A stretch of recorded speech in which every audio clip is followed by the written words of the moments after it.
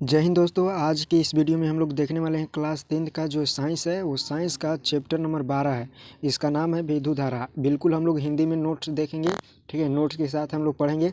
तो जितने भी न्यू स्टूडेंट है वो सबसे पहले चैनल को सब्सक्राइब करके बेल आइकन को ऑल ज़रूर कर दीजिए।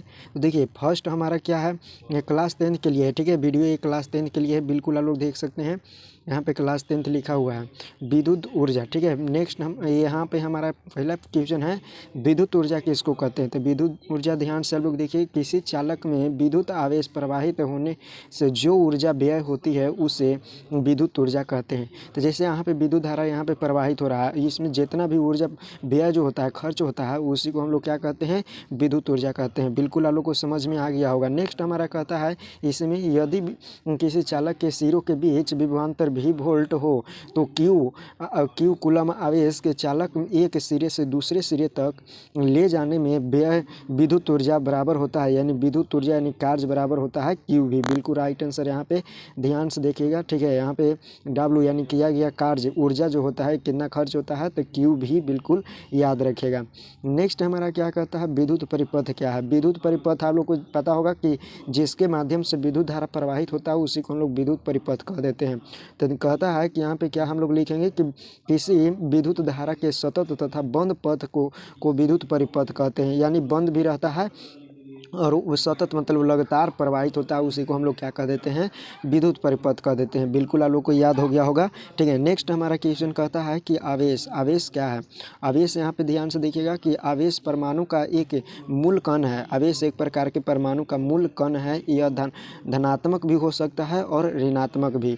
समान आवेश एक दूसरे के प्रति आकर्षित करता है और असमान आवेश एक दूसरे को आकर्षित करता है। बिल्कुल आप लोग याद रख लीजिएगा, ठीक है। समान आवेश क्या करता है, एक दूसरे को प्रतिकर्षित करता है और असमान आवेश एक दूसरे को आकर्षित करता है। यहाँ से आप लोग को ऑब्जेक्टिव बनेगा और सब्जेक्टिव भी बनेगा। बिल्कुल आप लोग याद कर लीजिएगा, ठीक है। आवेश किसको कहते हैं। इसका अगर हम लोग देखेंगे ए सही मात्रक, तो ए सही मात्रक क्या होता है, कूलम होता है, ठीक है, जिसको हम लोग सी से सूचित करते हैं। नेक्स्ट हमारा कहता है ये कूलम आवेश में अगर बात करें कितने इलेक्ट्रॉन होते हैं, तो यहाँ पे ध्यान से देखिएगा 6 × 10 के पावर 18 इलेक्ट्रॉन उपस्थित होते हैं। बिल्कुल आप लोग ध्यान से देख लीजिएगा। और एक इलेक्ट्रॉन में कितना आवेश होता है, तो 1.6 × 10 के पावर -19 जो है कूलम आवेश उपस्थित होता है, वो भी ऋणात्मक आवेश। नेक्स्ट हमारा क्वेश्चन कहता है यहाँ पे ध्यान से देखिएगा कि जो है क्यू बराबर है, क्यू मतलब क्या होता है, तो आवेश है। आवेश मतलब कि यहाँ पे एन कूलम, ठीक है। तो यहाँ पे जो कितना इसका सूत्र क्या होता है, यहाँ पे कुल आवेश क्यू से हम लोग डिनोट करते हैं और एन मतलब होता है इलेक्ट्रॉनों की संख्या। यहाँ पे देखिए एन बराबर इलेक्ट्रॉनों की संख्या और ई बराबर ए इलेक्ट्रॉनों की संख्या। ई एक इलेक्ट्रॉन पर आवेश मतलब कि ई एक इलेक्ट्रॉन पर आवेश कितना होता है, तो यहाँ पे देख सकते हैं ये 6 यहाँ पे 1.6 × 10 के पावर -19 कूलम होता है। तो ई का मान यहाँ से हम लोग बैठा देंगे, एन मतलब कि कितने इलेक्ट्रॉन है, तो उसको हम लोग निकाल देंगे। तो बिल्कुल आप लोग को समझ में आ गया होगा। नेक्स्ट हमारा क्वेश्चन क्या कहता है कि विद्युत धारा किसे कहते हैं। तो विद्युत धारा बिल्कुल आसान है, आप लोग ध्यान से देख सकते हैं क्या क्वेश्चन कहता है और उत्तर क्या है। तो यहाँ पे क्या कहता है कि आवेश के प्रवाह होने के दर को, यानी जो जिससे विद्युत धारा, इससे क्या हो रहा है, इलेक्ट्रॉन प्रवाहित हो रहा है, इलेक्ट्रॉन प्रवाहित हो रहा है, तो इसी को हम लोग विद्युत धारा कहते हैं। और इस इलेक्ट्रॉन को प्रवाहित करने में कुछ न कुछ समय लग रहा है। दर मतलब क्या होता है, समय। तो जो समय लग रहा है उसी को हम लोग क्या कह देते हैं, विद्युत धारा कहते हैं। विद्युत धारा बराबर देखिए यहाँ पे देखिएगा, यहाँ पे आई बराबर होता है क्यू बटा टी। आई बराबर क्या होता है, क्यू बटा टी। बिल्कुल आप लोग देख सकते हैं यहाँ पे आई बराबर क्यू बटा टी। आई जो है विद्युत धारा है, क्यू है आवेश और टी है मतलब टाइम, यानी कितना टाइम लग रहा है। तो यहाँ पे हम लोग इसका ए सही मात्रक भी निकाल सकते हैं। ए सही मात्रक क्या हो जाएगा, तो कूलम जो है कूलम, एक कूलम हो जाएगा यहाँ पे, और यहाँ पे क्या हो जाएगा, टी यानी 1 सेकेंड हो जाएगा। तो कूलम यानी सी बटा यानी कूलम पर सेकेंड भी हम लोग इसका ए सही मात्रक लिख सकते हैं, या फिर हम लोग 1 एम्पियर भी कह सकते हैं विद्युत धारा के। तो बिल्कुल आप लोग ध्यान से देख लीजिएगा, विद्युत धारा का ए सही मात्रक जो होता है एम्पियर होता है। नेक्स्ट हम लोग इसी पर एक और है, इसमें पॉइंट है कि 1 एम्पियर विद्युत धारा की रचना प्रति सेकंड 1 कूलम आवेश के प्रवाह से होती है। अतः 1 एम्पियर बराबर होता है, 1 एम्पियर बराबर अभी बताएं, 1 एम्पियर बराबर होता है 1 कूलम बटा 1 सेकेंड, ठीक है। अभी बताएं कूलम पर सेकेंड। अल्प परिमाण की विद्युत धारा की मिली एम्पियर यानी मिली एम्पियर मतलब कि 1 कि MA बराबर में होता है 10⁻³ एम्पियर, अथवा हम लोग कह सकते हैं कि माइक्रो एम्पियर बराबर माइक्रो को हम लोग डिनोट करते हैं म्यू से, अब एम्पियर को हम लोग ए से डिनोट करते हैं, तो 1 माइक्रो एम्पियर बराबर होता है। ठीक उसी प्रकार से जिस प्रकार से 1 मिली एम्पियर बराबर होता है 10⁻³ उसी प्रकार से 1 माइक्रो एम्पियर बराबर होता है 10⁻6 एम्पियर। बिल्कुल आप लोग याद कर लीजिएगा, व्यय करते हैं। नेक्स्ट हम लोग जो है जितना दिए हैं इसको याद कर लेना है। बिल्कुल आप लोग 1 एम्पियर बराबर होता है 1 कूलम या 1 कूलम पर 1 सेकेंड। ठीक है, 1 कूलम पर 1 सेकेंड, बिल्कुल आप लोग याद कर लीजिएगा।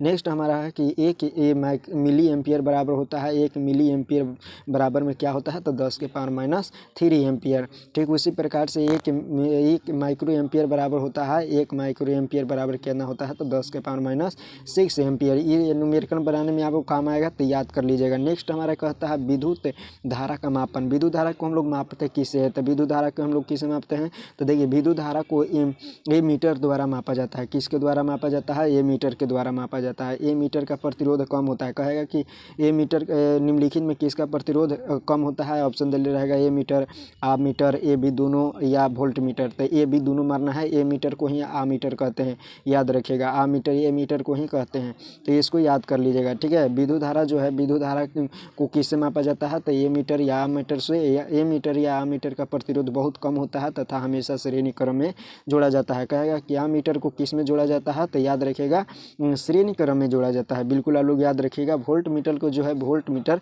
आगे बताएंगे। ठीक है, वोल्ट मीटर को किस में मापा जाता है, तो समांतर क्रम में जोड़ा जाता है, उसका प्रतिरोध भी अधिक होता है। नेक्स्ट हमारा कहता है इसमें कि विद्युत धारा की दिशा इलेक्ट्रॉन के प्रवाह होने की दिशा के विपरीत होता है। तो विद्युत धारा की दिशा जो है इलेक्ट्रॉन प्रवाह होने के विपरीत होता है, क्योंकि जिस समय विद्युत धारा की परिघटना का सर्वप्रथम प्रेषण किया था इलेक्ट्रॉन के बारे में कोई जानकारी नहीं थी, अतः विद्युत धारा को धनावेशित प्रवाह माना गया है।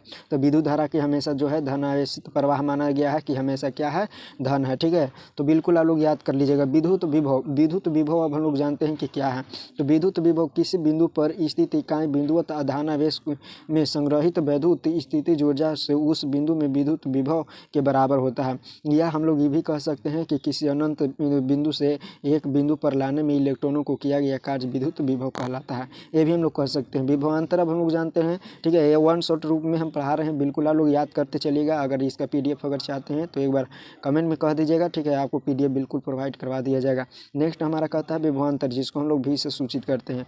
एकांक आवेश को एक बिंदु से दूसरे बिंदु तक लाने में किया गया कार्य विद्युत विभवांतर कहलाता है। एक आवेश को एक बिंदु से दूसरे बिंदु तक, ठीक है, एक बिंदु से दूसरे बिंदु तक लाने में किया गया कार्य को हम लोग विभवांतर कहते हैं। और विभवांतर का मात्रक वोल्ट होता है, इसको भी से सूचित किया जाता है। देखिए बिंदुओं के बीच विभवांतर जो है, बिंदुओं के बीच विभवांतर, तो बिंदुओं के बीच देखिए किया गया कार्य बटा में यानी W बटा में क्या होता है, Q होता है। बिंदुओं के बीच विभवांतर क्या होता है, तो W बटा Q, यानी किया गया कार्य और आवेश बटा में आवेश। बिल्कुल आप लोग याद कर लीजिएगा। अगर हम लोग अगर पूछेगा कि 1 वोल्ट किसको कहते हैं, विभवांतर में 1 वोल्ट किसको कहते हैं, तो याद रख लीजिएगा। ठीक है, 1 वोल्ट बराबर कि जब 1 कूलम आवेश को लाने में किया गया कार्य 1 जूल होता है तो हम लोग 1 वोल्ट कहते हैं। बिल्कुल आप लोग ये समझ में आ गया होगा कि 1 वोल्ट किसको कहते हैं, तो इसको हम लोग लिख सकते हैं जूल पर कूलम, जो कि यहाँ पे लिखा हुआ है। इसका मतलब होता है पर। ठीक है, पर होता है। बिल्कुल आप लोग याद कर लीजिएगा। नेक्स्ट हमारा कहता है कि वोल्ट मीटर क्या है, वोल्ट मीटर किसको कहते हैं, आप लोग याद कर लीजिएगा। देखिए जो है विभवांतर को मापने की युक्ति को वोल्ट मीटर कहते हैं। विभवांतर जो मापता है उसी को हम लोग क्या कह देते हैं, वोल्ट मीटर कह देते हैं। इसका जो है प्रतिरोध ज़्यादा होता है और यह हमेशा पार्श्व क्रम या समांतर क्रम में जोड़ा जाता है। बिल्कुल अभी बताएं। ठीक है, जो कि अभी बताएं वोल्ट मीटर को किस में मापा जाता है, तो समांतर क्रम में जोड़ा जाता है। इसका जो है प्रतिरोध बहुत ज़्यादा होता है, यानी ज़्यादा होता है। और विभवांतर जो है मापने की युक्ति है, यानी विभवांतर मापने की युक्ति को हम लोग क्या कह देते हैं, वोल्ट मीटर कह देते हैं। नेक्स्ट हमारा क्वेश्चन क्या कहता है, सेल। ठीक है, सेल क्या है, सेल यह जो है एक सरल युक्ति है जो विभवांतर को बनाए रखती है। विभवांतर को क्या रखती है, बनाए रखती है। यहाँ पे हम लोग कहते हैं कि विद्युत धारा हमेशा उच्च विभवांतर से निम्न विभवांतर की तरफ प्रवाहित होती है। तो यानी जो है उच्च विभवांतर, विभवांतर मतलब कि जो है वोल्ट क्या है, वोल्ट एक प्रकार के जो है इलेक्ट्रॉनों को टेलता है। है। इलेक्ट्रॉनों को प्रवाहित करने में, एक स्थान से दूसरे स्थान तक ले जाने में इसको सहारा होता है। कौन? तो वोल्टेज जितना अधिक रहेगा इलेक्ट्रॉनों का प्रवाह उतना अधिक होगा। तो बिल्कुल आप लोग समझ में आ गया होगा सेल। अब हम लोग जानते हैं ओम के नियम। ओम के नियम क्या है? तो ओम के नियम देखिए, किसी विद्युत परिपथ में धातु के तार के दो सिरों के बीच विभवांतर उसके प्रवाहित होने वाले विद्युत धारा के समानुपाती होता है, परंतु तार का तापमान समान रहना चाहिए।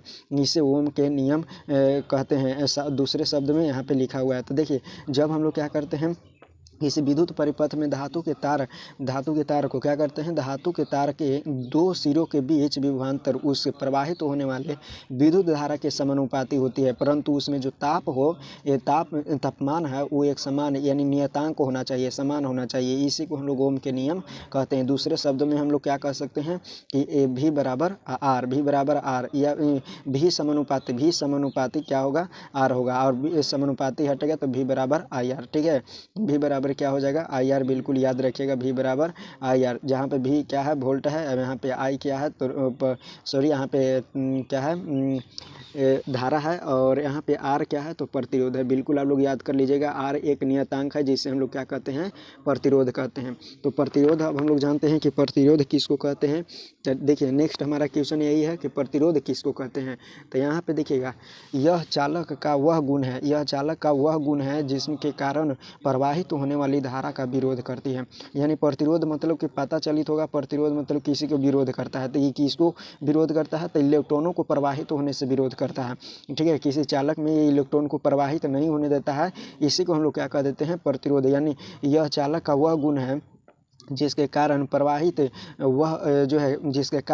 प्रवाहित होने वाली धारा के विरोध करती है। क्या करती है, विरोध करती है। उसी को हम लोग प्रतिरोध कहते हैं। अगर इसका एस मात्रक कहें तो ओम होता है।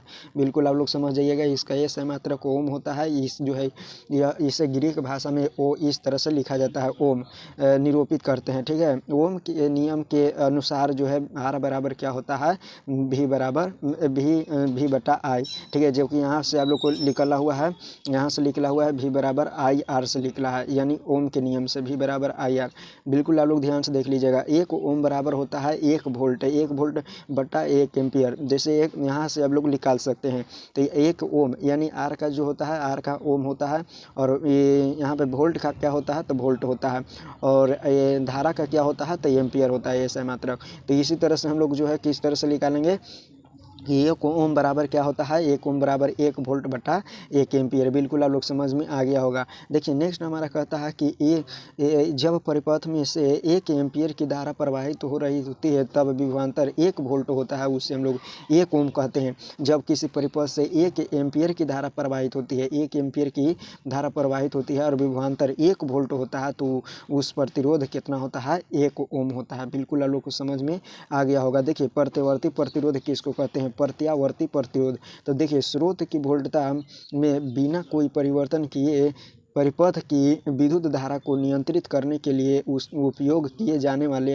अवयव को प्रत्यवर्ती प्रतिरोध कहते हैं। प्रत्यवर्ती प्रतिरोध देखिए, स्रोत वोल्टता में बिना कोई परिवर्तन किए बिना परिपथ में विद्युत धारा का नियंत्रण करने के लिए उपयोग किए जाने वाले अवयव, ठीक है, को प्रत्यवर्ती क्या कहते हैं, प्रतिरोध कहते हैं। तो बिल्कुल आप लोग याद रख लीजिएगा। ठीक है, इसको आप लोग याद कर लीजिए, एक बार में देख लीजिएगा। ठीक है, और स्क्रीनशॉट आप लोग लेते चलिए। नेक्स्ट हमारा क्वेश्चन क्या कहता है कि धारा नियंत्रण परिपथ में प्रतिरोधों के परिवर्तन करने के लिए जिस युक्ति का उपयोग किया जाता है उसे धारा नियंत्रण कहते हैं। जैसे यहाँ पे परिपथ में प्रतिरोधों को परिवर्तित करने के लिए जिस युक्ति का प्रयोग करते हैं उसे क्या कहते हैं, धारा नियंत्रण कहते हैं। बिल्कुल आप लोग को समझ में आ गया होगा। तो आज की इस वीडियो में हम लोग यहाँ पे धारा नियंत्रण तक पढ़ें, और नेक्स्ट वीडियो में हम लोग इसका चैप्टर एंड करने वाले हैं 1 शॉट के रूप में। ठीक है, 1 शॉट के रूप में। तो बिल्कुल आप लोग जितने भी न्यू स्टूडेंट है वो सबसे पहले चैनल को सब्सक्राइब करके बिल्कुल बेल आइकन को ऑल कर दीजिए। मिलेंगे हम लोग नेक्स्ट वीडियो में, तब तक के लिए जय हिंद।